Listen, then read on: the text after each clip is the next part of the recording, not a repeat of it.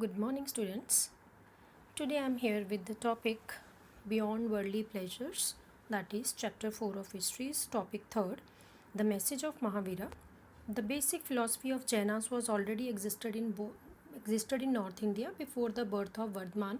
You know that Vardhaman was only later on known as Mahavira also in the 6th century. So before him also there was the Jainas tradition was going on, because as Mahavira was 24th teacher, that is Tirthankara. Before him also there were 23 teachers, those who were called Tirthankara. So he was 24th Tirthankara, and those Tirantharas means those who guide men and women across the river of existence. River of existence means whatever we are calling in Hindi that sansar hai ki nadiya, like this whole world is also called one river. So these Tirankaras were called that, they were guiding the men and women how they have to go across this river of existence. The most important idea in Jainism, most important message which is given in the Jainism is that this entire world is animated, means it is living beings. Even the stones, rocks, water, it all have life. Non-injury to living organism. Non-injury means not to hurt the living beings, especially humans,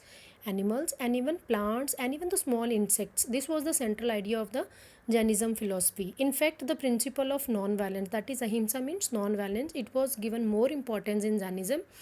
And according to Jainas teaching, the cycle of birth and rebirth, they said that this birth and rebirth is just because of our karmas. Karmas means our actions, present actions in this birth. Asceticism and penance are required to free oneself from the cycle of world. Asceticism means sense severe self-discipline, and penance means when you do something wrong you have to confess it, means the punishment for whatever we are doing wrong. So they said that both self-discipline and if you did something wrong, accept it, and to ready for that punishment also are required for free oneself from the cycle of karma. So this can be achieved only by renouncing the world. Renouncing the world means त्याग देना world को, to leave the world. Therefore monastic existence is, monastic means to people to live, those who have left this world, so they have to go and live in the monasteries. That was very important condition for salvation. Salvation means moksha, means liberation from this world or freedom from this world. Jainas, monks and nuns, they took 5 vows. To first abstain from killing. Abstain means to keep oneself away from the killing. Then stealing, you know that, chori karna. Lying means not to lie, and to observe celibacy. Celibacy means not to marry and not to keep any sexual relations, and to abstain from possessing property, means not to keep any property. One person who has renounced this world, then he had no right to keep the properties also. So that was the time when the different people were renouncing the world, those who were following Jainism.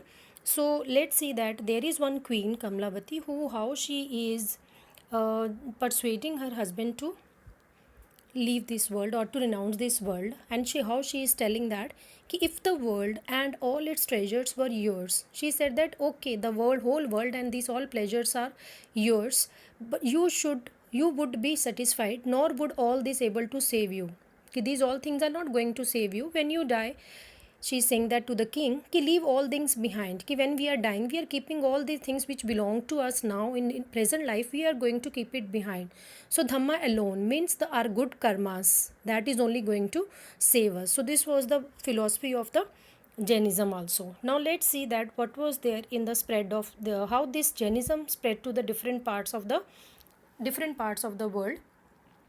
So gradually this Jainism spread to many parts of India, like Buddhism only. So Jaina scholars produced a wealth of literature in a variety of languages. How we get the Buddhism in different languages, all its text we gets in a different languages, like so same way only the Jainism also found in different languages like Prakritic, Sanskrit and Tamil. For centuries manuscripts of these texts were also very carefully preserved in the libraries which were attached to the temples, Jaina temples, and some of the earliest stone sculptures associated with religious traditions were also produced by devotees of the Jaina Tirankaras. These were also preserved for several years in the different sites of the subcontinent. Now let's come to the next topic, that is the Buddha and the quest for enlightenment. How Buddha he got enlightenment. Enlightenment means knowledge, the real knowledge, how he got that real knowledge. One of the most influential teacher of that time was Buddha also, whose text later on was given the name Buddhist. Over the centuries, this his message spread across the subcontinent and beyond, which already we led in the first part of the chapter, dear. So now, how do we know about Buddha's teachings? That also already we have discussed in the last topic ki how these all Buddhist texts were preserved. We have already read that it is in a written, oral, and different forms. Through the three Pitakas,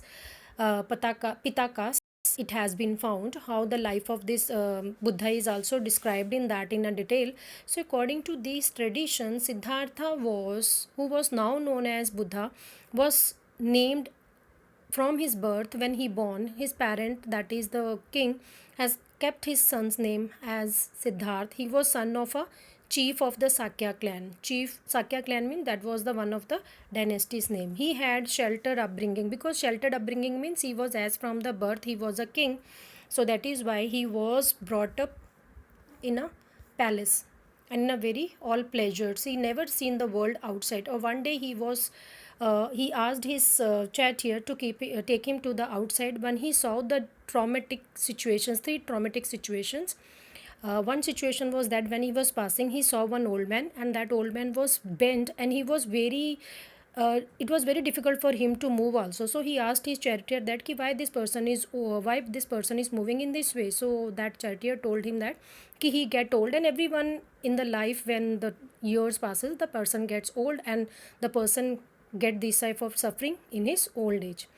Next, he saw one person who was suffering from any disease. Then again he asked from that person ki why he is crying. So he said that he is not well, he is suffering from some disease. Then they came across one dead body, and then everyone was those who were moving behind that dead body, so that all were crying. So then he asked that ki why these people are crying. So they said that then he said ki this person the person is the that person has died, and all his family members will never see this person, that is why they are crying. Then he realized in that moment that this decay and destruction of the human body was inevitable. Inevitable means unavoidable. This is going to happen with each and every person. He also saw homeless mendicants. Homeless mendicants means sadhu log, pata hai na aapko, they are leaving their houses and moving, renouncing this world, and they are left their homes. So who it seems to be him had come to terms with old age. Then he thought that these mendicants, these ascetic people, are more happier than these all people, those who are living with their families. So Siddhartha decided that he too would adopt the same path. Soon after, he left his palace and set out in search of his own truth. And he also wanted to know the truth of life, what is the reality behind this life. Siddhartha explored several paths, including bodily mortification. Bodily mortification means give severe, we can say that, the suffering to the body. Even the situation comes when the person is very close to death. So that type of hurt, and we can say that dukh dena apni body ko na, so that he has given to that. So abandoning these extreme methods, be meditated for several days, and finally he attained enlightenment. And after the time when he attained enlightenment, मतलब उनको दिव्य ज्ञान प्राप्त हुआ, and after this he came to be known as Buddha, means enlightened one. And for the rest of his life, then he taught dharma, or the path of righteous living. So righteous living means the right path he has given to the people. So now let's see that what was the teachings of Buddha, how he taught to the people, the different his messages, which already in grade 6 in detail you have read. So Buddha's teachings have been reconstructed from the stories found mainly in Sutta Pitaka. As already on that day, in the last class, I told you about the three Pitakas. Out of this first one, which was telling about the rules and regulations, that was Vinay Pitaka. Second, I told you about the Sutta Pitaka, in which these teachings of Buddha were mentioned. So now we are talking about the Sutta Pitaka only. Although some stories describe his miraculous powers, others suggest that Buddha tried to convince people through reasons and persuasions. If any person comes to him that he has some divine powers and maybe he can solve their all problems, so he was giving them some genuine reasons behind those. For example, once one woman had come to him whose son had died, and she told that Buddha to please she want her son back, and he gently convinced her about the inevitably. He's told that lady to go to the village and just bring some rice from that house where never ever any person had died. She throughout the day she moved here and there, but she had not got any even single house where the no person has been died. And then she came back again to Gautam Buddha, and then Gautam Buddha told him that ki, there is no person who has not suffered this pain which you are suffering now. So then she convinced with it ki yes, the death is inevitable, which cannot be, and we cannot go beyond these worldly powers. So these stories were narrated in the language spoken by ordinary people so that this could be easily understood. So, according to Buddhist philosophy, the world is transient. Transient means which we cannot, it's changing, constantly changing. It is also soulless. Soulless means there is no soul, as there is nothing permanent. The soul is also not permanent. You know that as soon as the person dies, the soul moves to the space. This is only called that.